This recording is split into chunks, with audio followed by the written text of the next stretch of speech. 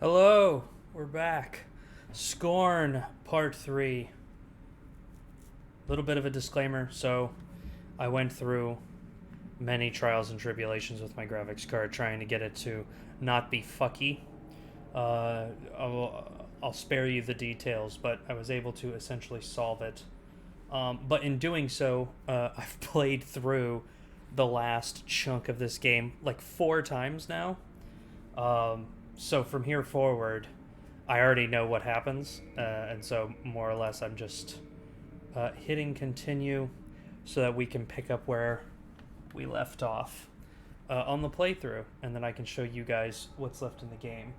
So, turns out when we ended last time, I was actually way closer to the end of the game than I initially thought, which happens sometimes.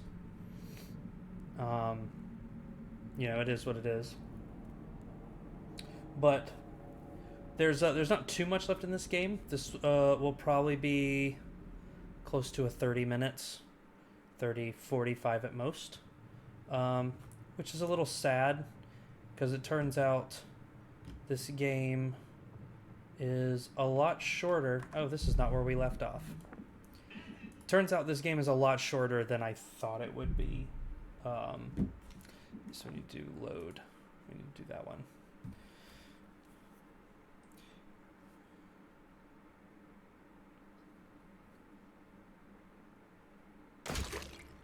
Yep.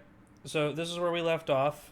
We just defeated the second one of these monsters, and we have to pick up his pig monkey fetus, and we have to go put it in the hydraulic press and get the strawberry jelly.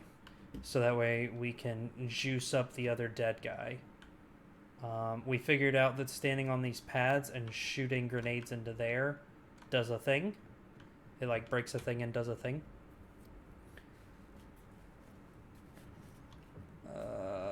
Here it is. Let's put him in there.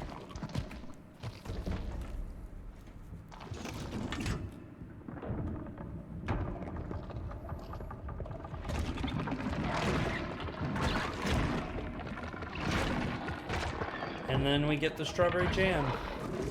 Luckily for us, we don't have to do that again. That grotesque awfulness. You know, I'm still surprised at how stunning this game is, honestly.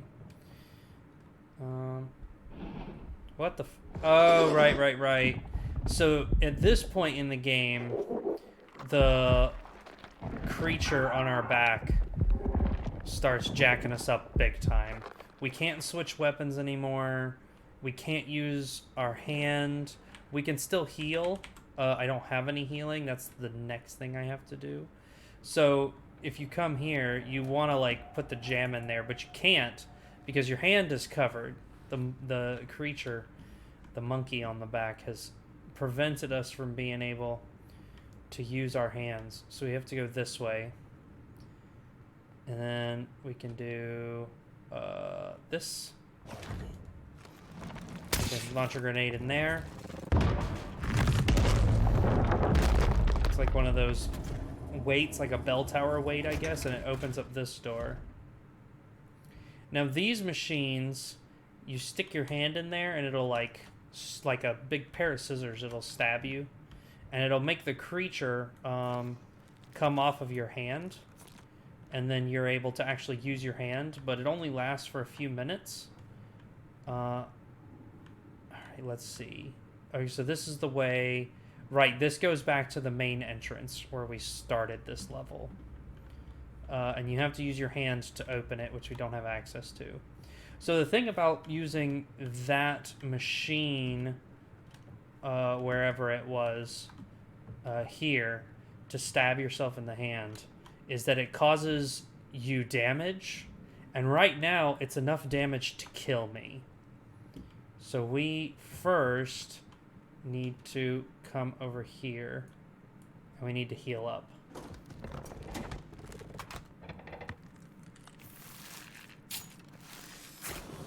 So gross. But it's a welcome grossness, because I'm like really low on health. Alright, so we can do that. And then we can do that. And let's just do one more for the fuck of it. Alright, and then we've got one more left over.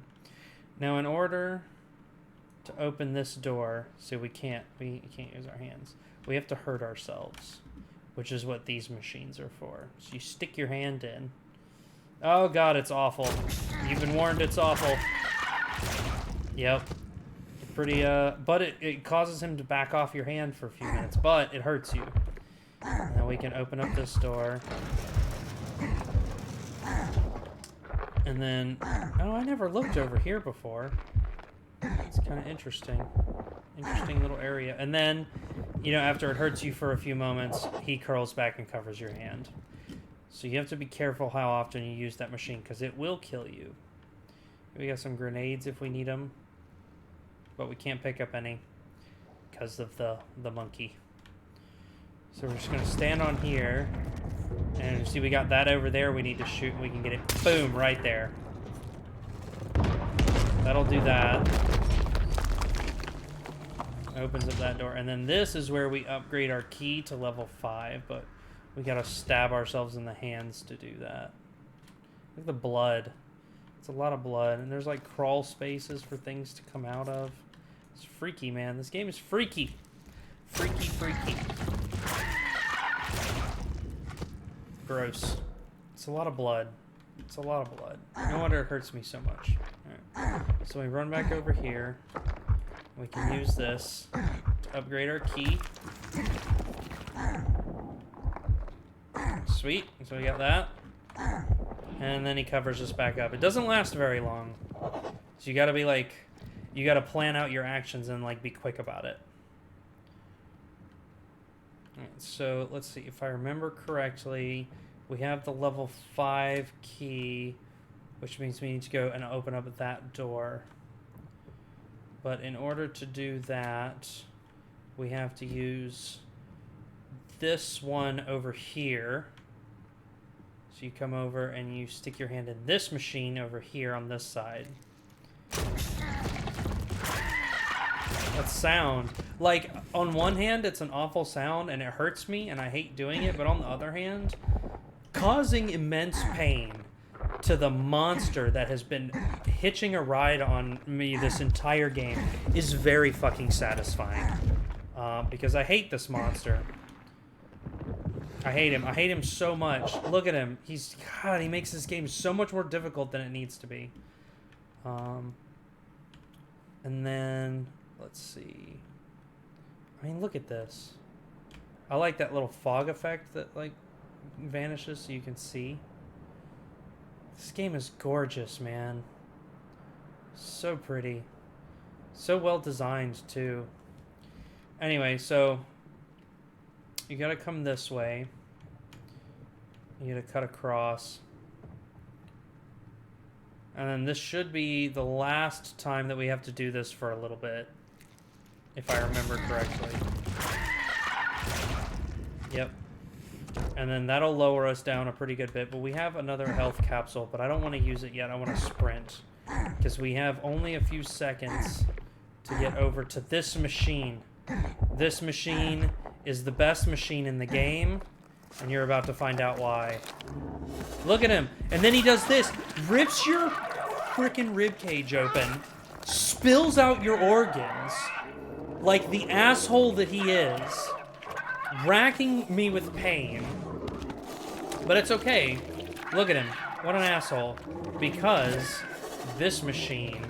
Oh, this glorious, glorious machine. Look at him. You can see him.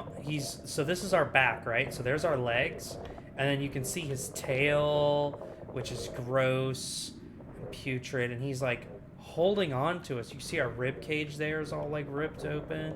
And then look, he's got his own face. Look at him. He's looking at us.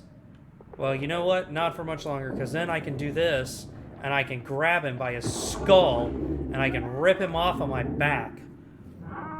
Oh, I was so happy the first time that I got to do this, rip him off of us. Then we back out of here.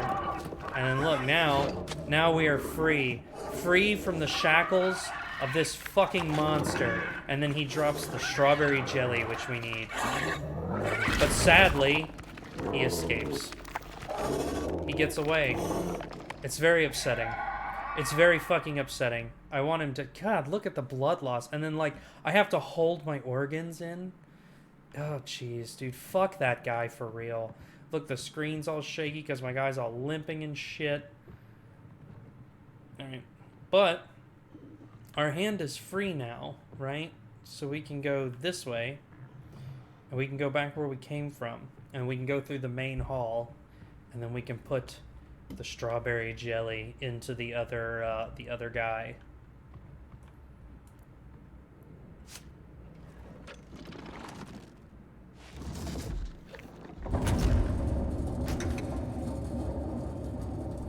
Cool. We got the pregnant statues, and then the statues of the dudes that are like really, really hung. Oh, I never saw that statue. This game is wild. This is a wild... Oh, that guy has no head. Oh, neither of them have heads. And these things have, like, lines going into the backs of their skulls. This game is crazy. Crazy, crazy, crazy. Alright, so we need to go back this way.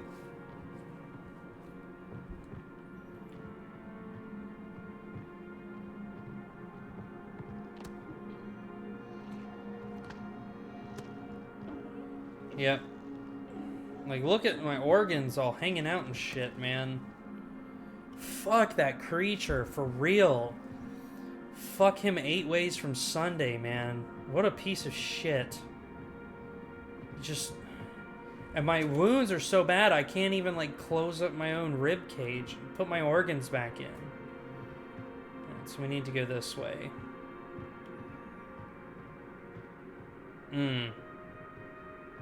Or you're lucky. Or is that unlucky? I mean, that's so big. At what point does it stop being lucky and start becoming extraordinarily unlucky?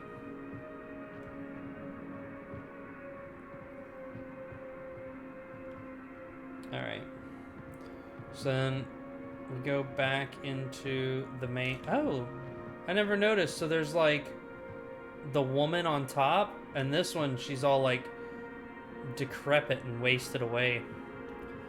It's the details, like the really... Well, I mean, I would say they're subtle details, but they're not very subtle. But it's the details in this game that like really set it apart from other games.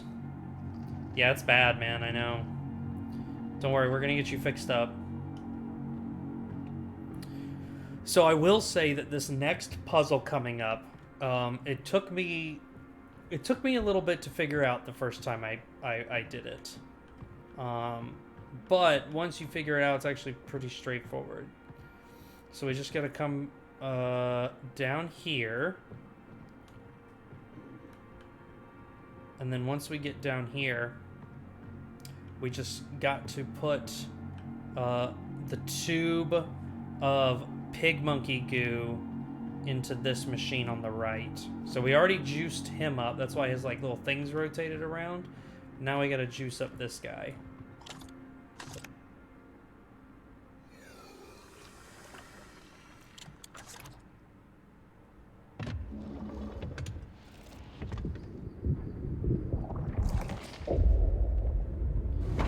And then this raises up, kind of traps us here for a moment. And then we can come up. So essentially, you see like all these guys are all connected into a network with like these tentacles, and all the tentacles lead over into this room. So what you can do is you can come over to this machine and you can tap into this network, right? So he sits down into this and like spreads his arm out just like the other ones that I just showed you. And then like it latches you in. Oh, right! I forgot that it totally grasps onto your penis. That's part of the machine. I don't know why that's part of the machine, but it is. And then this guy comes around, and he's got like crazy tools on his arms, and he taps into your cerebrum like this. He grabs hold of you. And that thing's like just pumping away. And then he like cuts the top of your skull off, which is real fucking gnarly. Like real fucking gnarly. And then this thing like taps you in after it removes your skull. It does this, and it taps you into the network that's in the ceiling.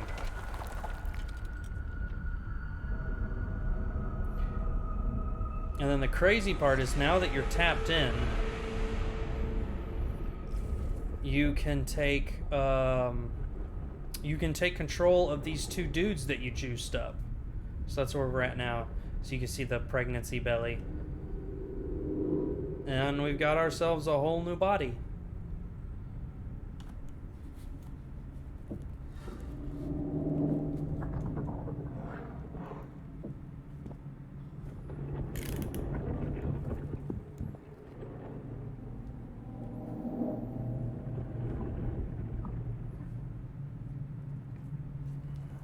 So as you can see,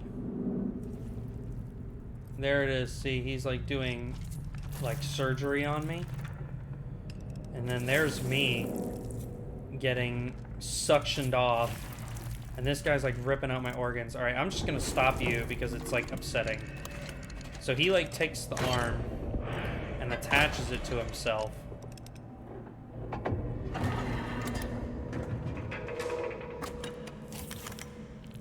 Look at what this monkey did to me, man. He like really fucked my shit up. It's very upsetting. So then I'm gonna, and I don't know why he keeps having to like slice into him like that, but essentially you just carry him. Now interestingly, you see in the bottom it says switch. I can actually switch between this body that I'm in now and that body over there. So I can actually do, which button is it? Oh, it's spacebar. And I can switch between the two. So he's got the arm, and he's slicing into my ribs, and he's carrying me. And then this guy, he can come, oh right, I need the key. So you come over here to get the key. He sticks his hand in the keyhole, and it gives him a key. Just like in the beginning of the game. Oh yeah, and check out this wall, like this crazy, like skull and intestinal artwork. It's nuts. I'm not gonna lie, I would almost hang this as a painting in my house. It's also the most colorful part of the game, which I like. It's very, very colorful. So you need this guy to no, we gotta switch. So the reason that you need both of them and yourself, like your actual body that's tendrilled into the network, is there's like a pressure pad over here. And if, come on, what am I stuck on? If you come over here with your two guys and you stand, here, I'll switch back. So if you do this, right, you can open up half of the door. So there's a door here, and it will open up to the halfway point, which is something like there, right? Or you can take both of your bodies and stand on that pressure pad right there. So if you both stand on the pressure pad, it's enough to open the door the other half of the way. But if you stand on the pressure pad with one of them, it's not enough to open the door fully. So you need to pick up yourself, because then the weight of you, of the body you're controlling, and your own body is enough to fully open the door. And then you can walk through. God, that's so awful. And then once you're past that threshold, you can't switch back, because the other guy has to stay back there and keep the door open. And then I can't swivel the camera and show you, but there's like crazy sculptures all around.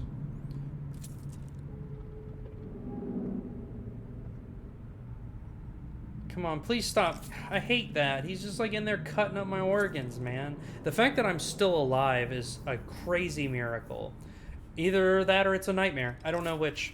And honestly, in this game, I think it's the point that you can't tell the difference between nightmares and miracles. So you bring him here. You got these crazy statues getting like sucked into the void. And then it puts you back in your body. So there's like... Oh, right! And then the fucking monkey monster comes back. The fucking asshole. And he jumps back on you. Right when you're at the fucking finish line. You are at the finish line and he comes back and he finishes the job. Look at him. Look at him. What an asshole, dude.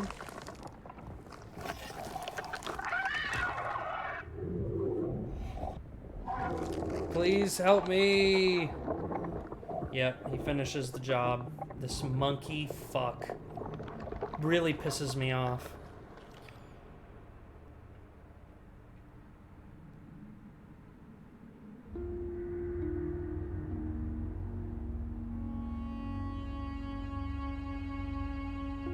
So there's like one of the statues. And look at him, he's got his fingers all in my intestines. He's got his tail, his grotesque tail wrapping up my legs, and then he starts to merge his multiple faces with your own faces. Look at him. Look at him. Fucking piece of shit, dude. I'm like trying to escape and I can't. The ending to this is really sad, honestly, but I don't know what I expected. I honestly don't know what I expected from a game like this other than like the saddest, most grotesque ending possibly imaginable. Because now me and that fucking monster have become one into a whole new tendrily mold fungus covered like monster. And that's pretty much it.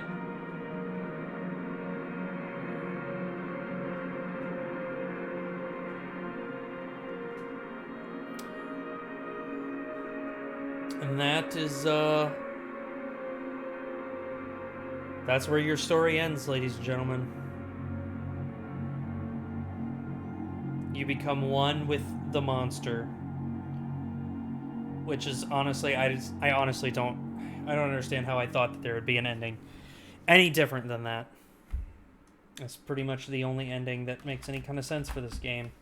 And it's upsetting, because I grew to hate, absolutely loathe and hate that monster, just for him to end up consuming me in the end. And everything, all the struggle, was all for naught. So yeah, Scorn. That is Scorn. I might come through and play the first part again at a later time, just to get achievements. But, because there's that one achievement that I missed. But at the beginning, but you know, I think that has to do with the way that I did the beginning of the game, where I think I killed the guy in the shopping cart too quickly. But I don't know. We'll have to see. Scorn, visually, one of the wildest games I think I've ever played and probably will ever play. Usually, if you want a game that has this kind of ambience or this kind of like vibe, you have to go and get like a game that's a lot lower res and made by like a single or like two people, like a single developer or two people. You know, a game like Squirrel Stapler. I don't hate comparing this to Squirrel Stapler, but usually, or like Paratopic, those are usually the kind of games that fall into the same category that I would put Scorn in. But Scorn just has like such a significant higher level of production value, and you can tell. Here, let's watch the credits. You can tell from the credits, like, the sheer number of people it took to make this game. is very evident. But the only thing I will say is that I do feel like this game was just too short. It honestly felt too short. For the kind of, I was expecting, a 10, 12, 15 hour game, but this actually ended up being a 5 to 6 hour game. But with that being said, for the amount of time I got out of the game, it was very good. The visuals were obscene and disgusting and upsetting, and they made me want to fight people. They made me want to vomit. But they were immaculately rendered. The design was so good. Sound design team, you guys fucking killed it. Holy crap. This game was so disturbing on all levels. Visually, audio, like the interactions, so disturbing. And it was also gorgeous at the same time. Usually when people compare games to like other things, so they'll be like, oh, well, this game is like Dark Souls. I'll be like, okay, but is it? Because a lot of times they'll say a game is like another game. It happens to Minecraft a lot, right? Like they'll say, oh, such and such is like Minecraft. Like, for example, I heard people say like, oh, the forest is like Minecraft. And then you play the forest and it's nothing like Minecraft at all. There is absolutely no things that cross over from Minecraft to the forest, except that it's an open world and you have to eat food sometimes. So usually when people make those kind of comparisons, I kind of like, shrug them off and say, whatever, I'll go check out the game on my own and I'll make my own comparisons. So when people told me that this game was H.R. Giger the game, I was like, yeah, okay, fine, whatever. I'll go see for myself. But after having played it, 100% accurate. This is H.R.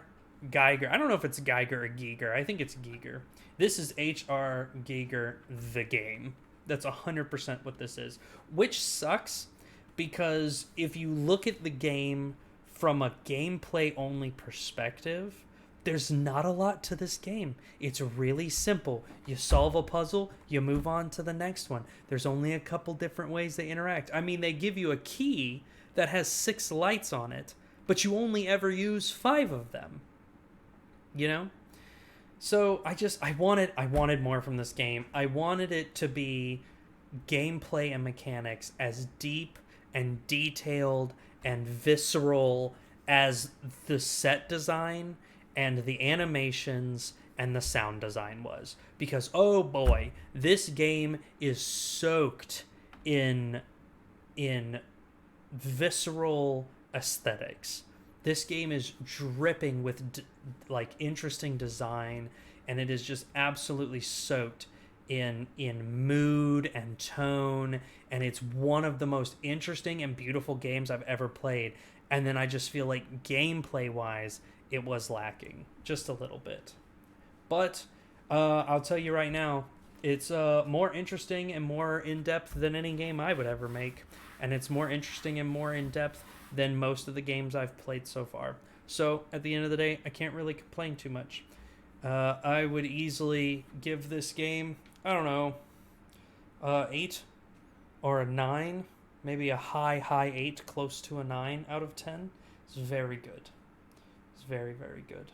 Wow, this is a lot of, I guess these are the crowdfunding supporters. There's a lot of these. We're just gonna scroll through these a little bit. Sorry to Patreon supporters who, I'm big about watching the credits. I'm really big about that. If there's credits available, I will usually try to watch them out of respect to the game designers. Patreon supporters, I'm sorry. There's a lot of you, okay? We're just gonna, good lord. A lot of people donated money to this game. A lot of people donated money. Oh, yeah, anyway. Definitely give this game a try. Go play it. With all that being said, there is a chance, I don't think it's a good chance, but there is always a small chance that this game has multiple endings. A lot of games these days have multiple endings that are based on certain handful of decisions you make during the playthrough. So, There's a possibility that this is just one of a couple different endings. And the only way I'm going to know that for sure is to replay the game, which I might do. I might not do. I haven't decided yet. Maybe I'll just go look up a YouTube video and see if there's any other endings. Oh, man. Can I... No, it's just scrolling. Good lord, there's a lot of y'all. How fast can I scroll this? Bright Locker backers. Oh, they had backing from multiple different sources. What is Bright Locker? I've never even heard of this. Oh, lord. All right, yes. Unreal, Fmod, and Ebb Software. Very good. Scorn. Go check it out. Highly recommend it. Very, very, very interesting game. All right, until next time.